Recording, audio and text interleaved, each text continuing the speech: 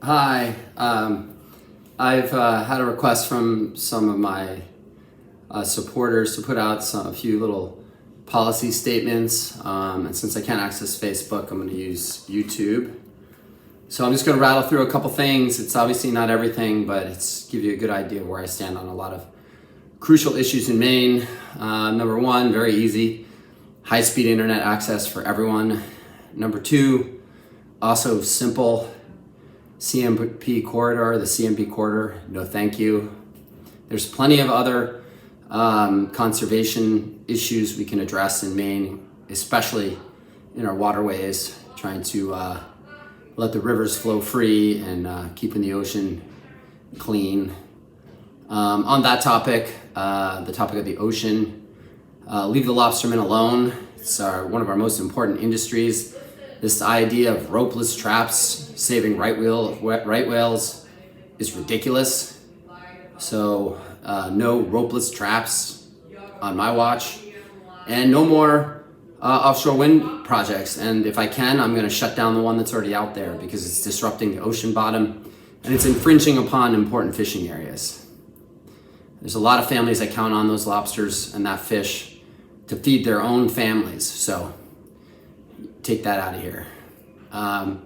Number three, I've already published this one on my blog and on Facebook, but it's health and nutrition policy. And I'll address COVID in this segment. COVID-19 is not a non-issue if we had a metabolically healthy population. So most of the things I'm going to do, implement during my phase is to make our population metabolically healthy so we don't have to wear masks and hide indoors. So number one, we're going to do a 2-year experiment where we restrict SNAP purchases, no more sugary drinks, no more soda with SNAP money, and no more ultra-processed junk food, ultra-processed carbohydrates. Instead, we're going to encourage people to buy nutrient-dense, protein-rich foods, which will prevent obesity and type 2 diabetes, hypertension, cardiovascular disease, and strokes, and non-alcoholic fatty liver disease, which is now the leading cause of liver disease in this country. So it's literally human foie gras. We're eating so much carbohydrate. We're like a force-fed goose. Our livers are fattening and then becoming cirrhotic and then needing transplantation. I'll continue on the sugar piece.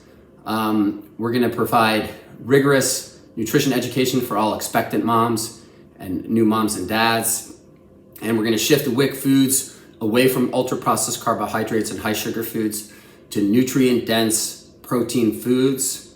And that will address the most common micronutrient deficiency in the United States, which is iron deficiency, which most people think presents as anemia, but no, long before you show anemia, you have low iron levels in the brain and it prevents proper neurodevelopment. So let's give our kids and babies and infants the kind of food that can make their brains reach their maximum potential. And school food, F Sodexo and all these companies that are bringing in processed junk and stuffing it into our kids, they'll be gone. We have plenty of food here in Maine. I'm talking lobsters, scallops, fish, venison, moose, strawberries, blueberries, and potatoes. We need some carb, and we have plenty of potatoes in our own lands. So our kids will be eating protein-rich, nutrient-dense foods, and they'll have proper iron levels in their brain so they can learn and maximize their neuronal development. And it's a boon for the fishing industry and our farmers. It's a new demand for their product, and the shipping costs are none. I mean, it's right here. And heck, man, you freeze those scallops on the boat, it's just like they're fresh when you eat them. So there won't be any issues with that. I'll also along those lines, let me see, did I cover? There will be, just like the surgeons are requiring people to quit smoking before surgery, they do that because they have better surgical results. The vasculature heals easier. There's less post-surgical infection. Please go away. We are going to require that anyone who's preparing for a surgery who's not metabolically healthy has to do a 1-month trial of a ketogenic diet, which will probably resolve their hypertension, probably reverse their diabetes, and improve their vasculature. So it's the same idea. They'll have less post-surgical complications and less post-surgical infections. Surgeons will love it, and patients will love it. Patients' families will love it. It's a no-brainer. If you want to look this up, you can go on to Virta Health's website, VIRTA Health website, and you can read all about it. The reason you haven't heard about it already is because Big Pharma wants to keep selling us hypertensive medications. They want to keep selling us overpriced insulin. And the biggest scam of all is these type 2 diabetes drugs that have like millions of really detrimental side effects. So it's first, do no harm. All physicians will be required to trial a patient on a 1-month ketogenic diet before starting hypertensive medications for new hypertensives. That doesn't count people with primary hypertension. For new pre-diabetics and for all type 2 diabetics.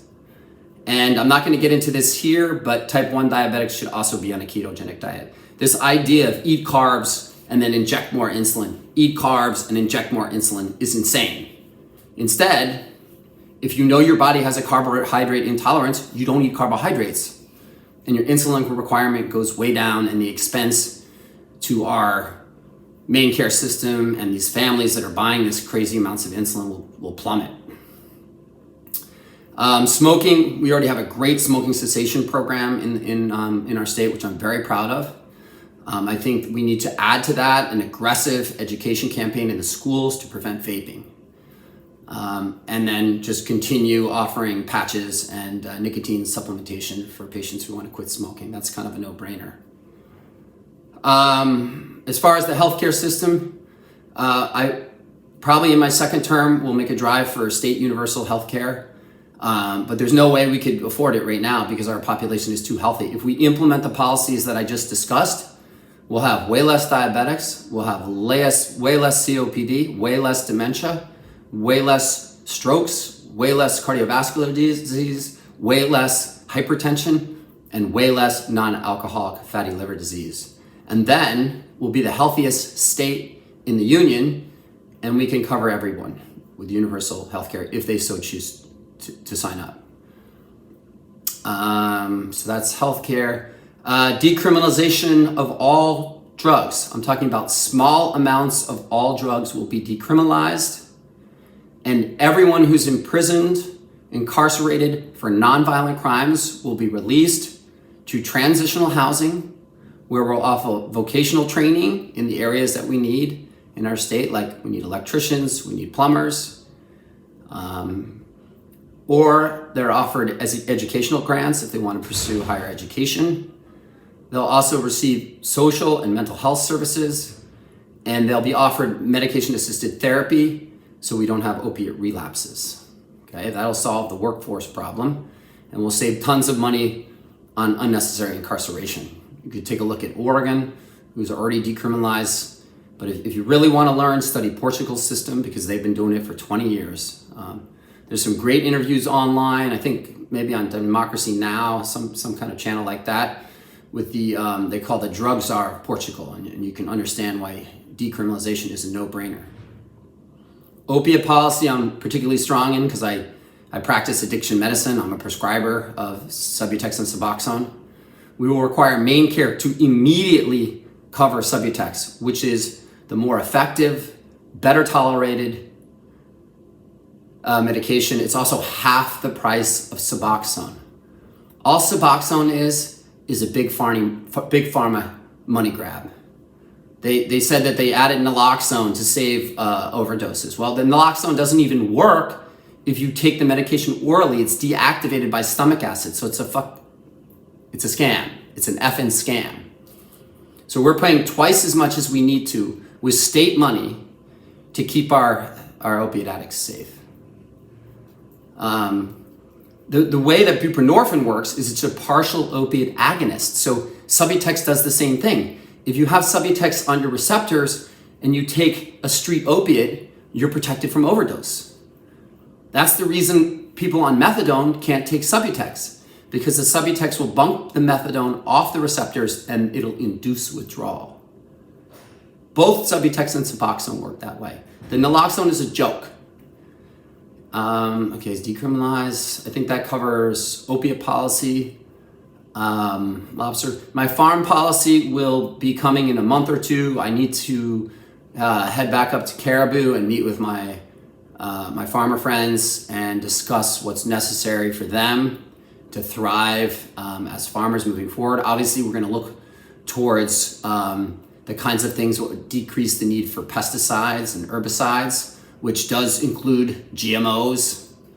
Everyone's like made that like a witch word. But if you can design a crop that doesn't require an herbicide, then we won't be ingesting the herbicide anymore, and their yield will be better. It's a no-brainer. I'm happy to debate anyone on this topic. I think that's where I'm gonna stop. I know there's tons more issues. Oh, homelessness. Yeah, this is like one dear to my heart. So we're gonna employ a economic principle that I developed called reverse gentrification. So we're gonna find a housing tenement, apartment complexes, and we're gonna purchase those and use residential depreciation to save on our taxes. So if you buy a building for $1 million, you can depreciate it over 30 years. And each year, if you divide 30 into $1 million, you get that much off your taxes each year.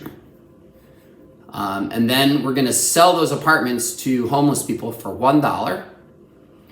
And we're gonna take them off the streets and put them in these apartments. And then we're gonna gentrify the area.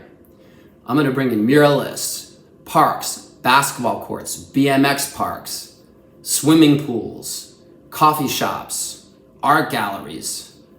And once we gentrify the area, the value of the apartment complex will go up. The residents will be coached on how to refinance and pull out home equity. They will be required to donate 50% of the home equity back to our nonprofit so we can buy the next building, and that will protect them from capital gains tax. And the other 50% of the home equity, they'll spend on beautifying their neighborhoods even further. It's kind of a no-brainer. I'm not an economist, but why haven't we been doing this? Instead, what happens is real estate developers come in, they buy the properties, they drive up the price, and they force people into homelessness. It's disgusting. All right, I'm gonna stop there. I can't wait to debate. I'm ready right now. Anyone wants to debate me? Janet Mills, the racist, I'm happy to debate either of them. Any independents want to debate? I'd love to debate. Just holler. It's Governor Strong 2022 at gmail.com. And of course, the debates will be televised. Yeah, because we want to see who wins. See ya.